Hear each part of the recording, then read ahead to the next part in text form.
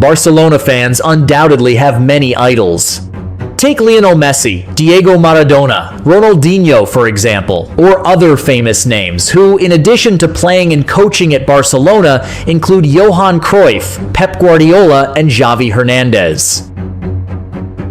Of the many names that have become legends at Barcelona, there is one name that the Puyols should never forget. Perhaps he is the player who has been the most loyal in devoting himself only to Barcelona. He doesn't possess Messi's technical talent, Ronaldinho's godlike skill, or Xavi's brilliant vision. He's also not the tallest or fastest player. However, without the curly-haired man who willingly put his head in front of opponents' boots and flew around to save the goal, Barcelona might never have become the best team in the world. This is the dedication of a one-man club player named Carles Puyol. Like Paolo Maldini at AC Milan and Francesco Totti at AS Roma, Carles Puyol is an integral part of Barcelona's legacy. His charisma as a captain and a warrior on the pitch remains unmatched. He became one of the most respected players. His charisma and leadership qualities made Puyol a perfect figure on the pitch. Even players of Ronaldo's caliber recognized his extraordinary personality. The history he has with Barcelona and with Real Madrid as his rivals, he's a symbol. As a defender, he's very difficult to get past, constantly running, but he's very loyal and very polite, and that makes him a player to emulate, he said. This tough defender from Spain was born on the 13th of April, 1978. However, in his childhood, he was not a defender, but played as a goalkeeper for his hometown team. From what we've heard, he was a fantastic goalkeeper, but he was forced to change positions after suffering a shoulder injury. Puyol then drastically changed his position and became a striker. It wasn't until 1995, when he joined La Masia, that Puyol switched to a right winger. However, he was later moved to a defensive midfielder. It's no surprise then that Puyol became known as a capable ball-playing defender. His true talent and ability were revealed when he played in a deeper defensive role, and he began playing as a right-back in Barcelona's B team. Although considered a versatile player, Puyol remained in Barcelona's B team until he was 20 years old. However, Puyol remained steadfast, as his dream was to play for the first team. In fact, at that time, a team of Malaga's class tried to recruit him in 1998. However, the player rejected it because he saw his fellow struggler at the academy, namely Xavi Hernandez, successfully enter the Barcelona main team that year. That's what gave Puyol confidence. He stayed at the club and continued to show his brilliant game with the B team. In the end, Puyol's dream came true after he was called up to the main team in 1999. Puyol, still 21 years old, made his senior debut under Louis van Gaal in a match against Valladolid. In the 56th minute, Louis van Gaal decided to give Carles Puyol the opportunity to show his skills as Barca's right back, as Barcelona secured a 2-0 victory. After that game, coach Louis van Gaal decided to continue playing him at right back, replacing veteran defender Michael Reiziger as his regular right back. Puyol played brilliantly on the right flank. However, shortly after, Louis van Gaal switched him again, deciding to play him at center back. Van Gaal made the decision because he saw great potential in the defender's defensive abilities, physicality, and leadership qualities. Puyol, with a deep love for the club and football, and the potential to play anywhere on the pitch, is ready to adapt to the team's needs. In fact, before the change in position occurred, Puyol was named the best right back by UEFA in 2002 for playing well with Barcelona and the Spanish national team at the 2002 World Cup. Unfortunately, trophies eluded him. He made his debut at the age of 21 and didn't win his first major trophy until he was 27. During this trophy drought, Puyol was pursued by top European clubs, including Sir Alex Ferguson's Manchester United and Serie A giants AC Milan. Amidst the club's trophy drought, Barcelona was also in the midst of a financial crisis. Manchester United and AC Milan would have been brilliant options for Puyol if he wanted to win trophies, but loyalty always came first, and he turned down both offers. Even more surprising, Real Madrid even tried to sign him twice in the 2001-2002 season and the 2004-2005 season. However, Puyol would undoubtedly reject the offers from Barcelona's rivals. He chose to ignore Madrid's offers, wanting to remain at Barcelona.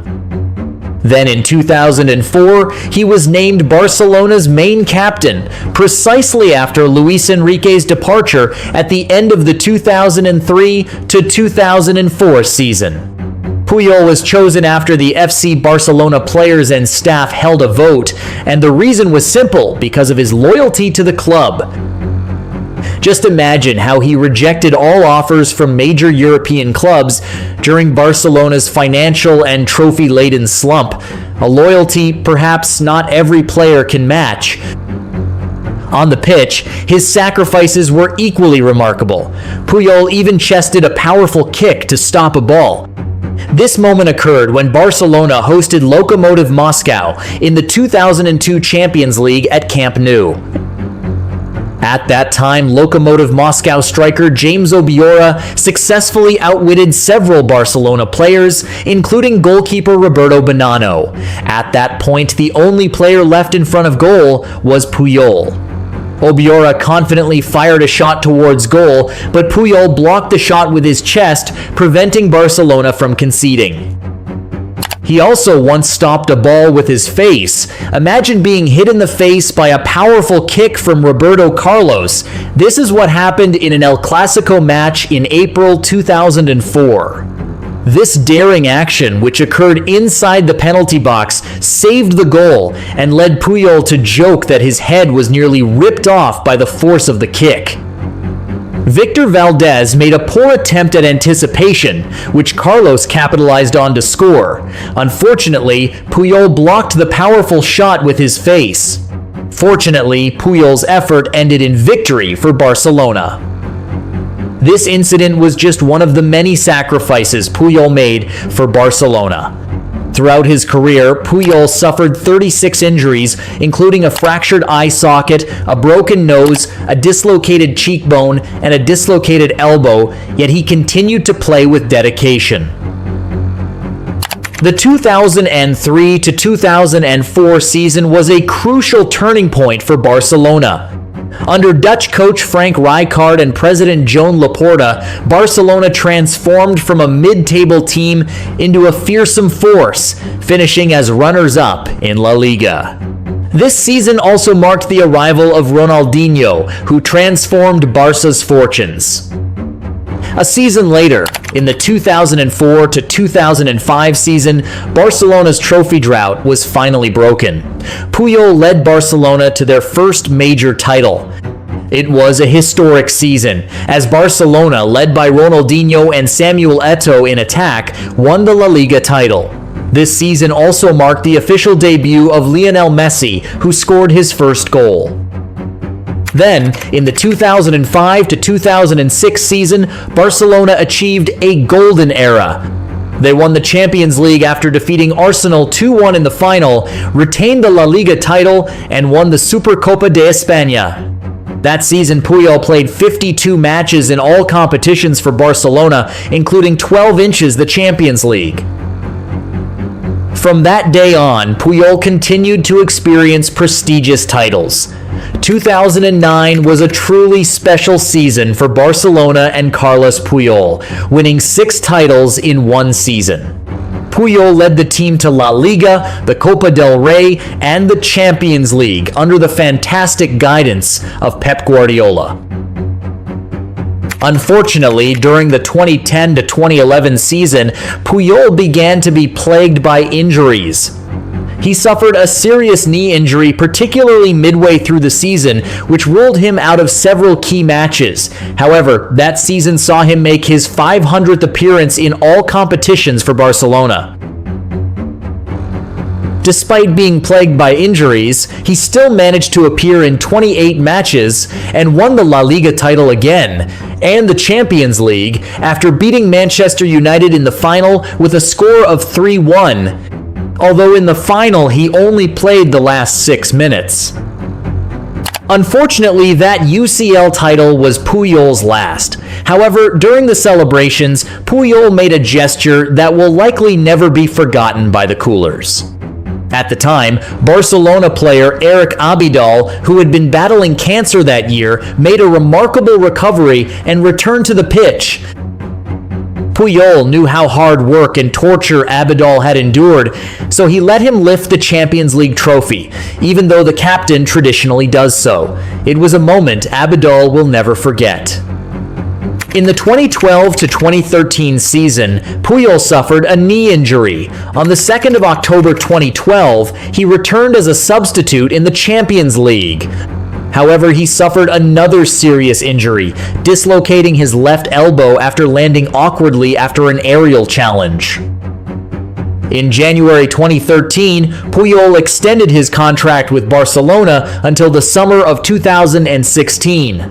However, injuries that continued to bother him made Puyol announce his retirement on the 15th of May, 2014, where he ended his career of 15 years as a player and 10 years as captain of the Barcelona team.